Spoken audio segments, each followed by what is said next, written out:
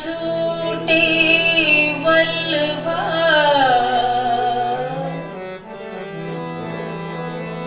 बिरहा न छूटे वल्लभा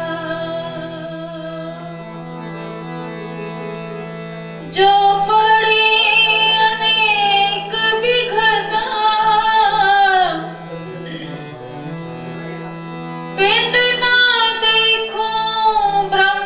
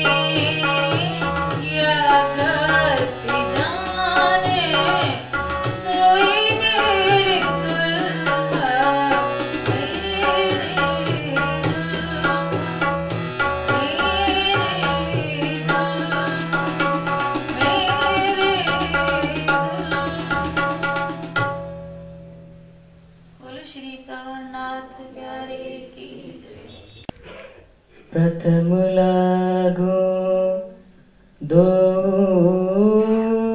चरण को, धनिये ने छुड़ायो खिन। लांक तली लालेड़िया,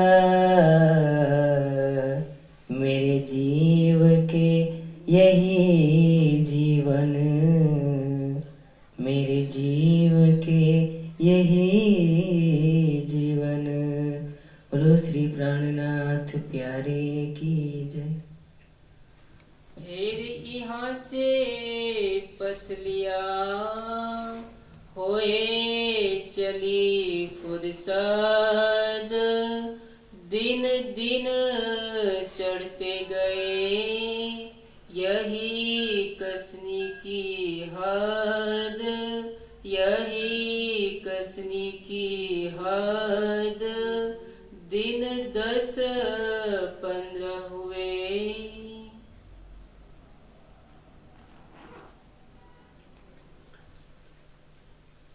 अक्षरातीत धामधनी।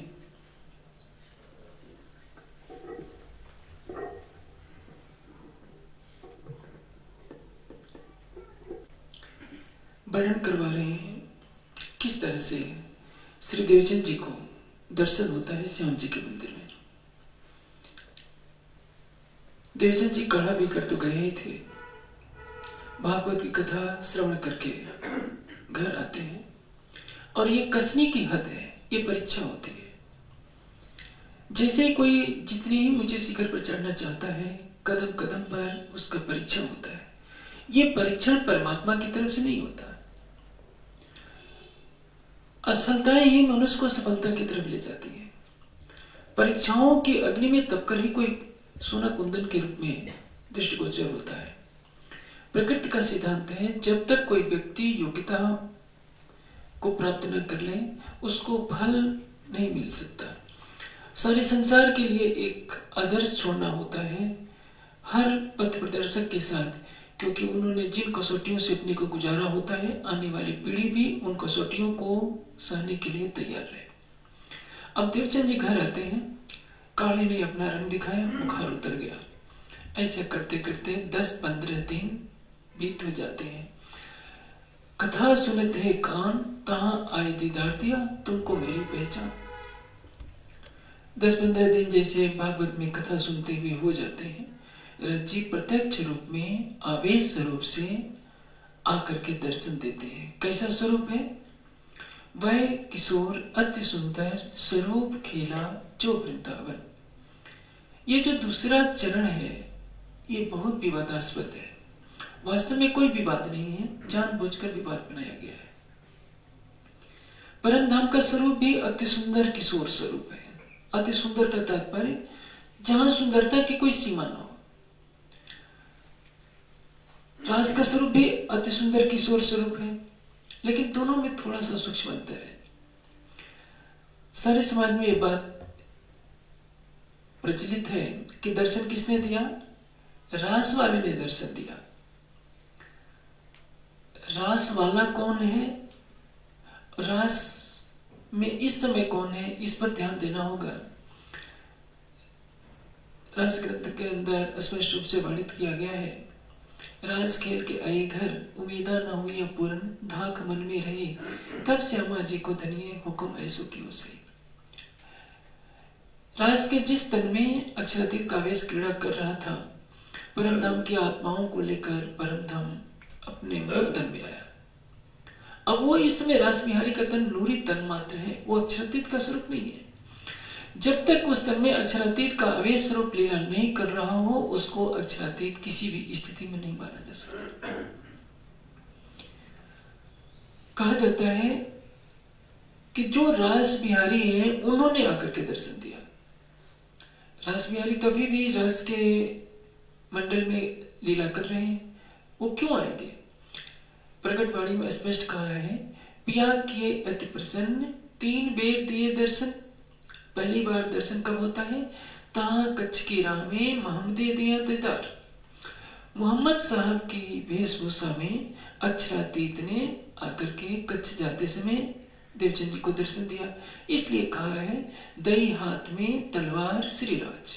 वहां सीधे वितक के अंदर श्रीराज शब्द लिखा है। दूसरी बार हुआ ध्यान में दर्शन, ब्रज के रूप में, ब्रज बिहारी के रूप में देवचंद जी को दर्शन होते हैं, उसमें भी राज्य ही होते हैं। जो बाल मुकुंद हरदास जी को कहे कि मैं इनकी सेवा ना सह सको एहसान, वो देवचंद जी को ध्यान में कभी भी दर्शन नहीं दे सकते। राज्य ही दूसरी बार ध्यान में भी दर्शन देते हैं। बाल मुकुंद का रूप अवश्य होता है, जैसे पहली बार मोहम्मद साहब का रूप धारण किया, दूसरी बार बाल मुकुंद का रूप धारण किया, लेकिन किया राज्य में। जो योग माया की तीसरी बहिश्त में मोहम्मद साहब हैं, मोहम्मद साहब का जी, वो कभी भी देवचंद जी को दर्शन, श्यामा जी को दर्शन नहीं दे सकते आराध्य के रूप में। उसी तरह से पांचवी बहिश्त में के जो बाल मुकुंद हैं, आराध्य के रूप में कभी भी श्यामा जी के सामने नहीं आ सकते, न रास बिहारी आ सकते हैं चौथी बहिश्त वाले। फिर किस तरह से कहा जाता है कि रास बिहारी ने आकर के दर्शन दिया? हाँ, जिस आवेश स्वरूप ने रास बिहारी का रूप धारण किया था, वही आवेश स्वरूप परम धाम के श्रृंगार में आकर के दर्शन देता है। वृत्तांत मुक्तावली में स्पष्ट रूप से वर्णित है कि जिस स्वरूप ने दर्शन दिया उसका स्वरूप कैसा था? केसरिया रंग की चार, श्वेत रंग का बागा, नीला पीले रंग का पटका और सिंदूरिया रंग की पाग पहने हुए अक्षरातीत ने परम धाम की श्रृंगार में दर्शन दिया। किसी किसी वितक में अवश्य संकेत किया गया है कि कभी कभी रास काव्य रूप झलक जा रहा था। किस लिए? उनको पहचान दिलाने के लिए कि देखो तुम्हारे साथ रास मैंने की है। पहली बात, रास बिहारी को सत्स्वरूप का भी बोध नहीं, परम धाम का बोध नहीं, अक्षरातीत का बोध नहीं। सबको मालूम है कि इस क्रमबद्ध किसके साथ हुआ था? जिसके साथ इस क्रमबद्ध हुआ, जो मूल मिलावे में बैठे हुए खेल को दिखा रहा है, वही तो देवचंद जी को आकर के दर्शन देगा। जिसके साथ इस क्रमबद्ध हुआ ही नहीं, उसको क्या पता, क्योंकि आगे वितक में वर्णन आएगा और तारतम वाणी में विस्तार से वर्णन है। ले बुलाए तुम रबुल्ला, जो रूहें मेरी आशिक, रब्त किया इनो इश्क वास्ते, कहियो कहलाया हक। वाणी कहती है मूल मिलावे में ध्यान कीजिए। श्याम समाजी साथ जित बैठे चौक बतन, रास के ब्रह्मांड में तो मूल मिलावा है ही नहीं, पुखराज है नहीं, हौज कसर है ही नहीं।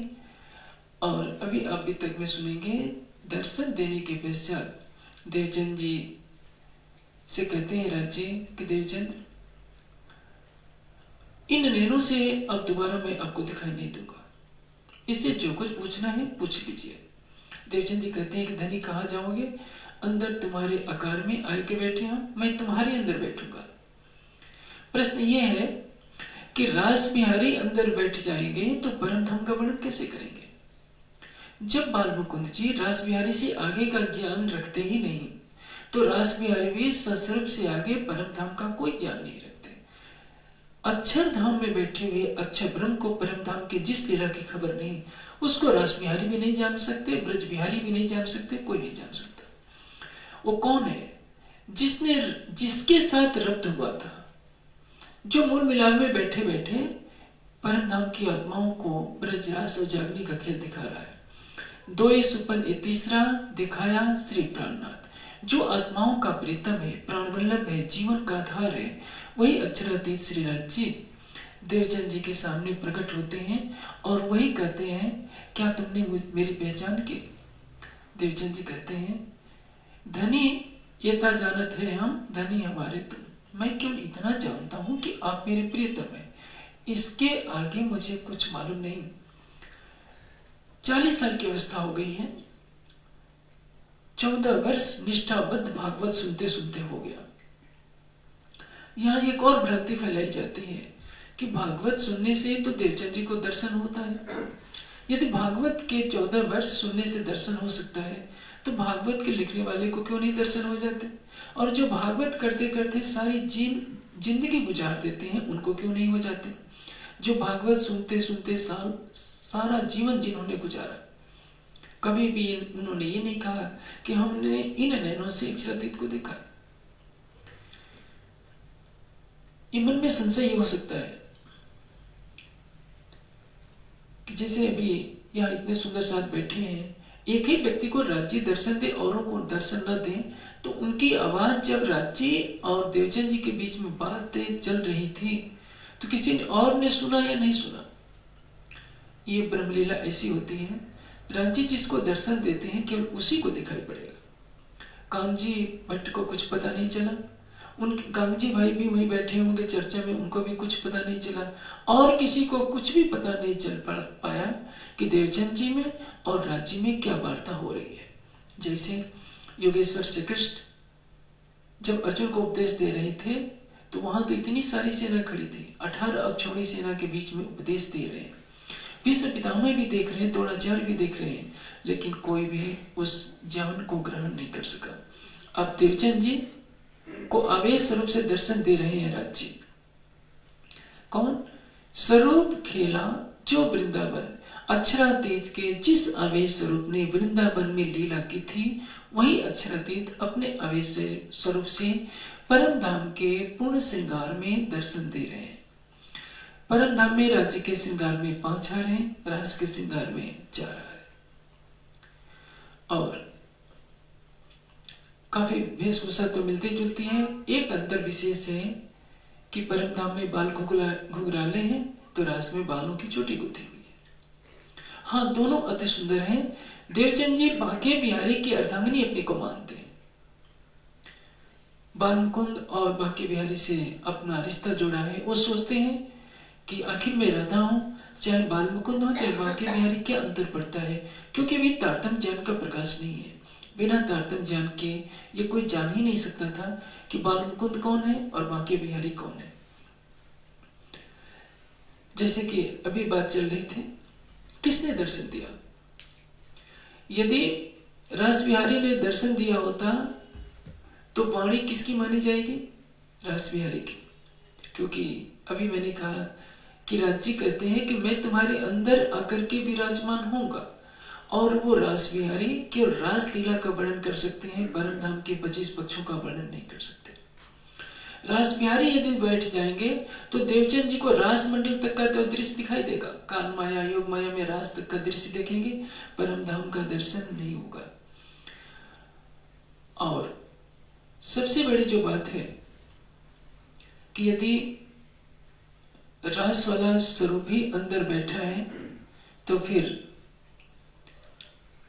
हम किसको आराध्य अपना माने? क्योंकि तारतम्य में तो कहा गया है कि अनादि अक्षरातीत, अक्षरातीत तो अक्षर से परे है और सबलिक से परे, केवल उसके परे सत्स्वरूप, उसके परे अक्षर और अक्षर से परे अक्षरातीत। फिर वो कैसे कह सकते हैं कि मैं ही तुम्हारा खामंद हूं? शब्दों के हेर फेर से ये भ्रांति हो जाती है। प्रकाश हिंदुस्तानी में कहा गया है, ब्रज वालो पीयूषो ये जो वचन तुमको कहत है जे, रास में ने खिलाए जी ने, प्रगट लीला करी है तिने, धनी धाम के खिलाए ये जो सत को बुला बनाए। जिन्होंने ब्रज में लीला की, जिस आवेश स्वरूप ने रास में लीला की, वही अक्षरातीत अब मिहराज के धाम हृदय में विराजमान होकर परम धाम की वाणी का अवतरण कर रहे हैं। तन बदलते गए, कभी ब्रज वाले तन को पकड़ा, कभी रास वाले को पकड़ा, कभी देवचंद जी के तन को पकड़ा, कभी मिहराज के तन को पकड़कर परम धाम की आत्माओं की जागनी कर रहे हैं। सुंदर साथ से भूल क्या होती है कि वो शरीर को पकड़ लेता है और शरीर के नाम को पकड़ लेता है। यहीं से सारे विवादों की उत्पत्ति होती है। वह किशोर अति सुंदर स्वरूप खेला जो वृंदावन, जिसने वृंदावन में अपने आवेश स्वरूप से लीला की, वही अक्षरातीत देवचंद जी के सामने परम धाम का श्रृंगार लेकर प्रकट हुए हैं और उन्हीं के साथ बातें हो रही है, न कि रास की लीला करने वाले। रास लीला करने वाले के नूरी तन की शक्ति तो प्रतिबिंब में लीला के अंदर 7 दिन गोकुल में और 4 दिन मथुरा में लीला की। बाल मुकुंद की शक्ति लीला नहीं कर सकती, क्योंकि बाल मुकुंद को तो रास का कुछ पता ही नहीं है, कैसे अंतर्धान लीला होती है, कैसे क्या होती है। जो कुछ अखंड महारास में हुआ उसी की नकल करके कालमाया के ब्रह्मांड में भी वर्णन किया गया। भाग्य जोश कहीं पंचाध्यायी रास वर्णन न हुआ तिनताई। सुखदेव जी अखंड रास का वर्णन करना चाहते थे, लेकिन परीक्षित के प्रश्न पूछने के कारण उनका ध्यान टूट जाता है और वो अपने बुद्धि बल से अखंड रास का वर्णन करने का प्रयास करते हुए भी नहीं कर पाते हैं। काल माया के अंदर होने वाली एक रात्रि की जो रासलीला हुई उसका वर्णन कर देते हैं। तभी आगे भागवत में लिखा है कि जब गोपियां अपने घर पहुंचती हैं तो अपने पतियों को वहां सोते हुए देखती हैं, और जब उनके पति जब उठते हैं तो देखते हैं कि हमारी पत्नियां तो सो रही हैं। पहले कहा गया था भागवत में कि जब गोपियां घरों को छोड़कर भगी थी तो शरीर छूट गया। समापन कहाँ किया जाता है कि गोपियां तो घरों में सो रही थी। बीच में क्या हुआ, दाह संस्कार वगैरह का वर्णन ये कहीं कुछ भी नहीं देखने को मिलता। अब देवचंद जी पूछते हैं, धामधनी पिया तो को मैं बहुविध खोजिया, छोड़ धंधा सब और पूछत फिरों ठुआगरी, कोई बतावे पिया ठोर। आपको खोजने के लिए मैंने कितने पंथों में भ्रमण किया, लेकिन आपने मूल संबंध के कारण मुझे दर्शन दिया है। राजी सब कुछ बात बताते हैं कि देखो, तुमने परम धाम में मुझसे प्रेम का संवाद किया था, तुम्हारी इच्छा पूरी करने के लिए ब्रज में मैं लाया, रास में लाया, और अब जागनी के ब्रह्मांड में तुम आया। तुम्हारे तन में विराजमान होकर मैं परम धाम की वाणी सुनाऊंगा। परम धाम की सारी आत्माओं को जागृत करना है। जब तक सभी आत्माएं जागृत नहीं होती तब तक तुम परम धाम नहीं आ सकते। देवचंद जी पूछते हैं कि धामधनी बताइए वे कहां कहां हैं। राज जी कहते हैं कि मुझे केवल मालूम है, तुम्हें नहीं मालूम। जिस समय जिस आत्मा को जागृत होना होगा वो उसी समय जागृत होगी। अभी लीला शुरू होने जा रही है, और जैसे ही उन्होंने कहा कि मैं अब तुम्हारे तन में विराजमान होकर लीला करूंगा, ऐसा करके वे अंतर्धान हो जाते हैं।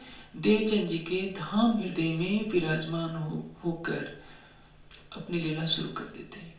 इसके पश्चात देवचंद जी घर आते हैं। ये जो बातें हुई थी कि तुमने मेरे साथ इस क्रवत किया था, तुम्हारी इच्छा पूरी करने के लिए ब्रजरस का ब्रह्मांड बना है, और उसके पश्चात ये जागने के ब्रह्मांड में लीला चल रही है। जब तक सभी जागृत नहीं होंगे तब तक परम धाम कोई जा नहीं सकेगा। इस क्रवत से लेकर ब्रजरास जागनी, ये क्या है? एक कहे तारतम बीज वचन। तारतम का ये बीज है। तारतम हम क्या सोच लेते हैं कि एक चौपाई या 6 चौपाइयां। वास्तव में तारतम का तात्पर्य होता है तारतम्य स्थापित कर देना, हमारी आत्मा का प्रीतम के साथ। धाम से लाई तारतम करी ब्रह्मांड में रोशनाई। कोई चारों वेदों का विद्वान हो, 6 दर्शनों का विद्वान हो, गीता का, कुरान, बाइबल सबका विद्वान हो, लेकिन बिना तारतम ज्ञान के उजाले में वो ये नहीं जान सकता कि मेरी आत्मा का स्वरूप क्या है, अक्षरातीत कौन है, मैं कौन हूं, कहां से आई हूं। इस शरीर और संसार के छोड़ने के पश्चात हमारी आत्मा का मूल घर कहां होगा।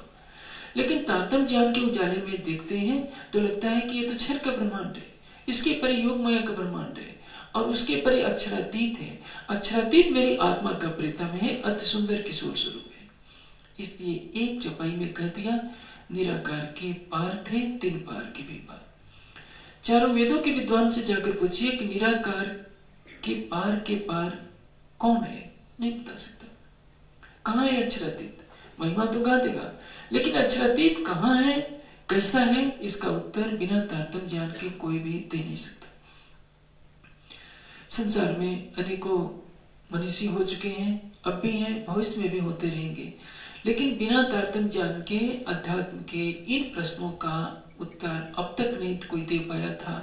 मैं कौन हूं, कहां से आया हूं, इस शरीर और संसार को छोड़ने के बाद मुझे जाना कहां है, मेरी आत्मा का प्रीतम कैसा है, कहां है, और उसको पाने का मार्ग क्या है। 6 प्रश्नों का उत्तर चाहे संसार में कितने ग्रंथ लिख दिए जाए, कितने विश्वविद्यालय और गुरुकुल खोल दिए जाए, कितने लोग ध्यान साधना करते रहे, लेकिन तारतम ज्ञान के बिना कोई बता नहीं सका था। वेद ने संकेत जरूर किया, अक्षरात परतः परा उपनिषदों में जरूर कहा गया, वेदों में त्रिपाद उदयित पुरुषा पुरुष सूक्त में जरूर कहा गया, लेकिन त्रिपाद अमृत जिसको योग माया का ब्रह्मांड कहते हैं, उसके ऊपर जो परम धाम है केवल वेद संकेत तो कर रहे हैं, उसका अर्थ कोई भी जान नहीं पाया। अष्टाचक्र 9 द्वारा देवानामपुर अयोध्या तस्याम हिरण्यो कोशल स्वर्गो ज्योत्सावृता, 8 सागर 9 भूमियों वाला वो परम धाम, ऐसा रंगमहल जिसमें 9 भूमिकाएं हैं, जो 8 सागरों से जो रंगमहल घिरा हुआ है, वो ब्रह्मपुरी है। तस्मिन् हिरण्ये कोशे त्रैरे त्रि प्रतिष्ठिते तस्मिन् यज्ञ अक्षम आत्मा तदेव ब्रह्म विदो विदुः। वो हिरण्य कोश है, अनंत ज्योति का भंडार है, जिसमें 3 अरे हैं। सतचित आनंद के त्रैत में 3 स्वरूप है, सत अक्षर ब्रह्म, अनंत ब्रह्मात्माएं और श्यामा जी, और चितघन स्वरूप श्रीराज जी। तस्मिन् हिरण्ये कोशे त्रैरे त्रि प्रतिष्ठिते तस्मिन् यत् यक्षम आत्मा तत् एव ब्रह्म विदो विदु। उसमें जो पूजनीय स्वरूप है उसको केवल ब्रह्म ज्ञानी जानते हैं, संसार के प्राणी कोई नहीं जानता। और इसलिए वेद ने चुनौती कर दी, प्रभाजमानाम हरिणी यशसा संपरिवृताम पुरम हिरण्यम ब्रह्म वे अविवेश अपराजिता। वो ब्रह्मपुरी क्या है? अपराजिता। आज तक किसी ने उसको जीता नहीं। इस मानवीय सृष्टि में आज तक कोई नहीं हुआ, यहाँ तक कि योग माया में से भी कोई ऐसा नहीं हुआ बहादुर जिसने उस अपराजिता ब्रह्मपुरी में प्रवेश किया हो, जिसमें ब्रह्म विराजमान है। ब्रह्म अविवेश अपराजिता, उस अपराजिता ब्रह्मपुरी में जिसमें किसी का प्रवेश नहीं है। लोग कहते हैं कि हमारा शरीर ही तो ब्रह्मपुरी है, बाहर निकसो तो आप नहीं, माही नरक के कुंड, ब्रह्म तो या में न पाइए, ये क्यों कहिए ब्रह्म गर्भिणी। शरीर ब्रह्मपुरी नहीं है। हाँ, शरीर के अंदर जो हृदय है, हृदय में हमारी आत्मा विराजमान है। आत्मदृष्टि जब खुल जाती है तो अनंत परम धाम का दृश्य इस आत्मदृष्टि से देखा जाता है। इसलिए भावात्मक रूप से कहा जाता है कि हमारा हृदय ही मंदिर है, और वो दृष्टि ऐसी अलौकिक होती है कि लगता है कि हृदय में ही प्रीतम परब्रह्म का वास है। देवचंद जी जब अपने घर आते हैं तो राज्य उनके तन से एक चौपाई करवाते हैं, निज नाम श्री कृष्ण जी अनादि अक्षरातीत, सो तो अब जाहिर भय सविविध वतन सहित। समाज में इसका क्या अर्थ किया जाता है कि राज्य कह रहे हैं कि देखिए मेरा नाम निज यानी मेरा नाम क्या है? श्री कृष्ण जी है, और मैं अक्षर से परे अनादि अक्षरातीत हूं। लेकिन कोई ये नहीं सोचता कि सो तो अब जाहिर भय किसने कहा? सो का अर्थ होता है वह, ये प्रथम पुरुष में है। यदि राज्य ने कहा होता कि निज यानी मेरा नाम श्री कृष्ण है, तो ये आगे के चरण में होता मैं तो अब जाहिर भया सविविध वतन सहित। उत्तम पुरुष में कथन होता, प्रथम पुरुष में नहीं। इसलिए देवचंद जी जब घर आते हैं तो उनके अंदर से राज्य उनके मुखार बिंद से करवाते हैं, सो तो अब जाहिर भये। कौन जाहिर हुआ है?